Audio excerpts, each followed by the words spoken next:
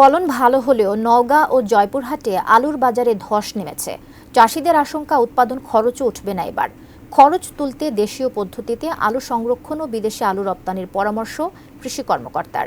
নওগাঁ প্রতিনিধি রায়হান আলম ও জয়পুরহাট প্রতিনিধি রফিকুল ইসলামের পাঠানো তথ্য ছবিতে ডেস্ক রিপোর্ট। যতদূর চোখ যায় সবুজ পাতার সমারোহ। ভোরের কুয়াশা কাটতে না কাটতেই আলুর ক্ষেতে শুরু হয় কৃষকদের আনাগোনা। লাভের আশায় চলতি মৌসুমে আলুর চাষ বাড়িয়েছেন নওগাঁর কৃষকরা।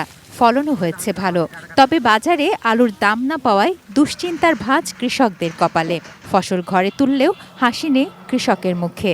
আলুর আমাকে এখন আর পয়সা নাই। যে ইউরিয়া ওষুধগুলা এগুলার দাম বেশি, দাম থাকলে তো পড়তা করা যায়। আমাদের যে কস্টিংটা পড়ে গেছে, এতে আমরা আলু বেচতে যাই যে 10 টাকা লাভ করব, লাভ তো পরের কথা, আমাদের চালানি থাকে না। এদিকে আলুর খরচ তুলতে দেশীয় পদ্ধতিতে সংরক্ষণ ও বিদেশে রপ্তানির পরামর্শ এই কৃষি কর্মকর্তার।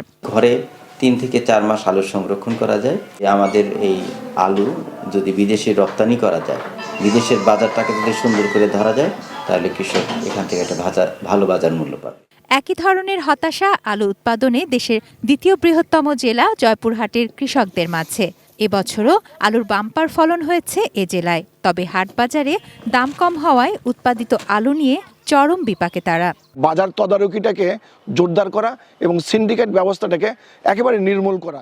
অপরিকল্পিত বাজার ব্যবস্থাপনায় ন্যায্য মূল্য না পেয়ে কৃষক ফসল উৎপাদনে আগ্রহ হারাতে পারেন, যার প্রভাব পড়বে সার্বিক খাদ্য নিরাপত্তায়। তাই সরকারকে আন্তরিক হবার পরামর্শ কৃষক নেতাদের।